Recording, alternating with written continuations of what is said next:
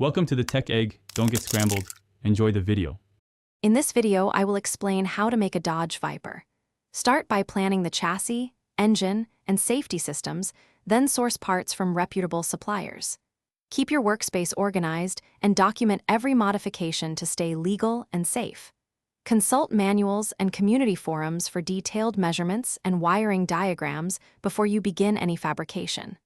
Work methodically, verify fitment frequently, and prioritize brakes and suspension in every build step. I'll walk through selecting the right V10 or aftermarket crate engine and matching transmission choices suited for a Dodge Viper build. Discuss mounting points, cross-member reinforcement, and driveline alignment for reliable power delivery. Cover cooling, exhaust routing, and sensor integration to ensure consistent performance. Explain torque management and limited slip options, and how to choose gearing for street versus track use. Finish with routine break-in tips and fluid selection to protect your investment.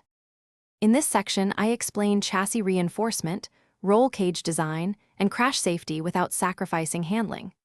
Measure suspension mounting points accurately and select coils, dampers, and anti-roll bars to tune balance.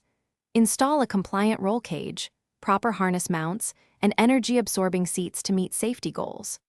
Address brake upgrades, master cylinder sizing, and proper pedal geometry for confidence under heavy braking. Always plan for inspections and homologation if you intend to register or race the vehicle. Thanks for watching. Consider subscribing if I helped unscramble your problems.